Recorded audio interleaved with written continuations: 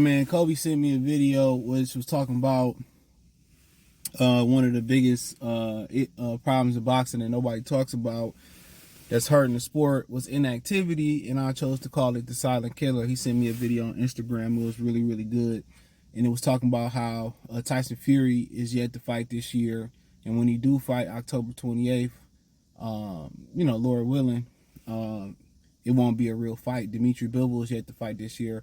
Arthur Beterbiev fought once this year. Terrence Crawford, Errol Spence fought once this year.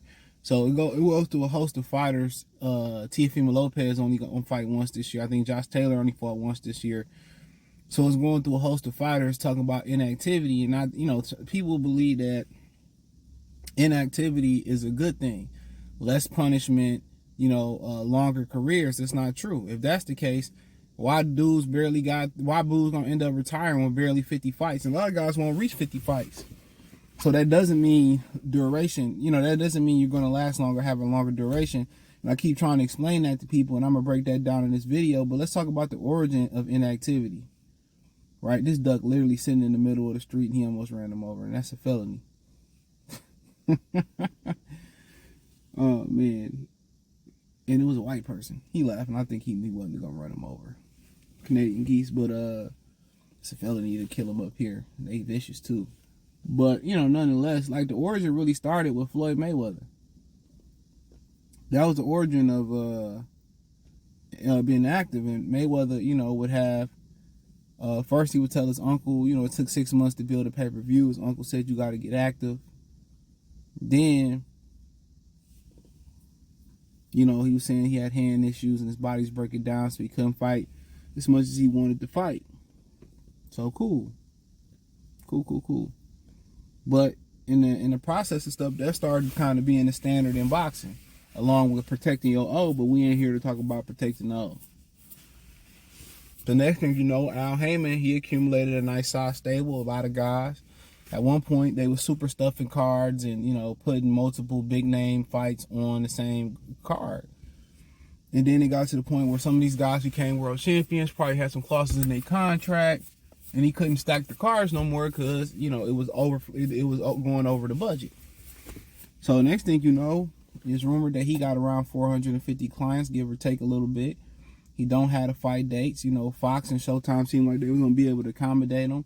They wasn't willing to pay the fighters what they was looking for, because the promoters got to take theirs up top. So they wasn't willing to do that. So next thing you know, this guy start fighting once a year, twice a year, then once a year, then every 16 months, and it's damn near turned into 2 years for certain fighters like Jamal Charlo, which they highlighted it. So really, Mayweather kind of set the standard for that, but I just think Al Heyman just ended up having too many clients, and a lot of these clients wasn't pulling their weight. So when they fought, it didn't, the check didn't reflect the TV ratings. And, you should be paid based on the work that you do. If you do great work, you should be paid top dollar. You know what I'm saying? And right now, they not pulling their weight in regards to, television ratings and etc. So what happened was, he only started fitting these guys in once a year and a half. And I think what it boiled down to was they had budget issues. They had television date issues. They didn't have enough dates, and he had too many clients. And what's so funny is a lot of the fighters that I name about their inactivity, they wasn't PBC fighters. So you ask Dimitri Bivol, Beterbiev ended up getting injured. Fury, some of these other guys, they ain't. Jose Ramirez, I think, only fought once this year. Josh Taylor. So, it seemed like PBC was the platinum standard, the leader in the sport, and everybody started to follow their lead, and everybody started wanting to fight once a year, every 16 months. Nobody really getting busy and getting active. So usually when somebody got the baton, and the innovators, kind of like Stephen Curry and the Golden State Warriors, they won a championship shooting jump shots. What did the NBA start doing? Everybody started to try to shoot jump shots. What happened when somebody in the NFL started using the Wildcat and it had success? Everybody else started using the Wildcat and it started having success. So you can't get what I'm going with it. So for the most part, PBC is the leaders in boxing. And a lot of these other guys, these other promoters and fighters just wanted to follow suit. They're not maximizing revenue for themselves. You know, name me a job in which you work less, you make more. Same thing going on with them. They're not making more money. They're not. They're not. They probably struggling. I'm telling you. They probably out here struggling. They out here struggling. Y'all don't believe me. Y'all think everything fine and dandy. They not. Al Heyman, you know, getting them checks for 5 or 10 years ago, that money started to dry up. You know? And the bad side of inactivity is what I'm going to get into in this part of the video. The bad side of it is if you don't use it, you lose it. How many dudes stand in the gym like Terrence Crawford and staying dedicated? Keeping their weight down. You know what I'm saying? You know, training and living in the gym and keeping themselves up. And even that's not a real fight. It's better to preserve your fast twitch muscles than not doing nothing. Most of these dudes, you know, they run around the block, you know, do a little bit of training, nothing serious. They don't know when they coming back to fight. PBC ain't got a schedule, you know, a set schedule. And what you think they gonna go home and do? Be disciplined? Hell no. They gonna get Haagen-Dazs. They gonna get chicken wings. Oh, I can cut the weight. Oh, 30 pounds ain't that bad. I cut the weight. I'm a fighter. You know, if we train 12 weeks, it'll be easy cut. And you focusing on cutting the weight, but not working on your craft. Most of these dudes ain't watching film. They really ain't training in between fights. They got kids. Kids like to eat. They eating with the kids, eating dino nuggets, chicken nuggets, Big Macs. Most of these dudes are already fighting at a weight they shouldn't be fighting at. They should be fighting 2 or 3 weight classes above where they fighting at. And then next thing you know, they get in the ring. You know, they get a 10-week notice. They have 14 weeks. They say, well, get ready. Don't know who you fighting.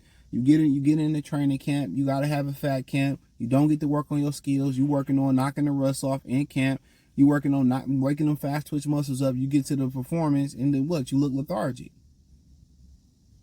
How can I perfect the craft doing something once a year or once every 16 to 18 months? You can say, well, you know, they spar to stay sharp.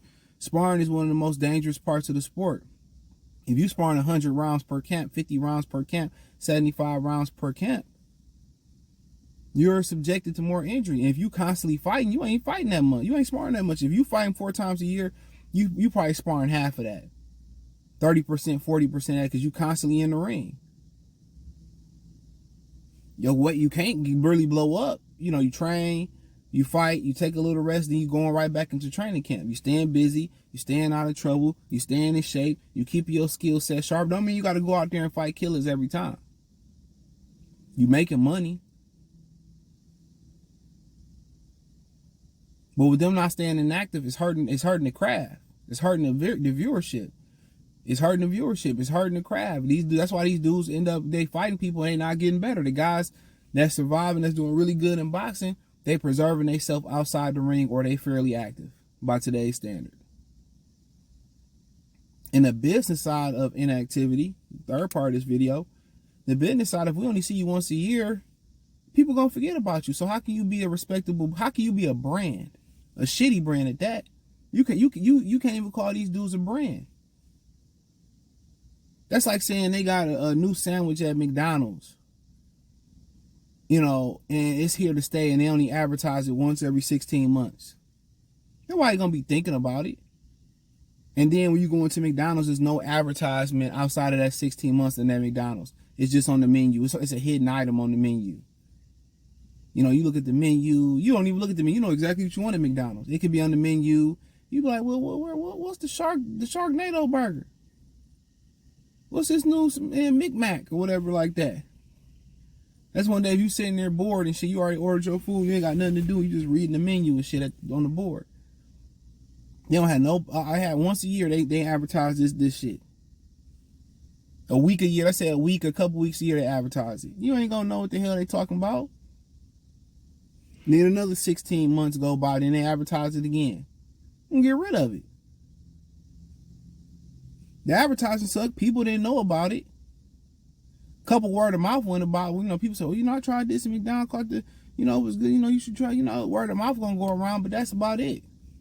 And boxing product ain't good enough for word of mouth to stay around. People talk about the fight after the fight if it's a good and big fight. People talk about it Sunday, Monday. Come Monday, it's on and flipping the page to life, going back to work, basketball, football, kids, homecoming, women, going to the club, homework, all that. So why would Powerade want to invest? Why would Gatorade want to invest? Why would Apple want to invest? Why would Microsoft, Xbox want to, any of them companies, Apple, want to invest?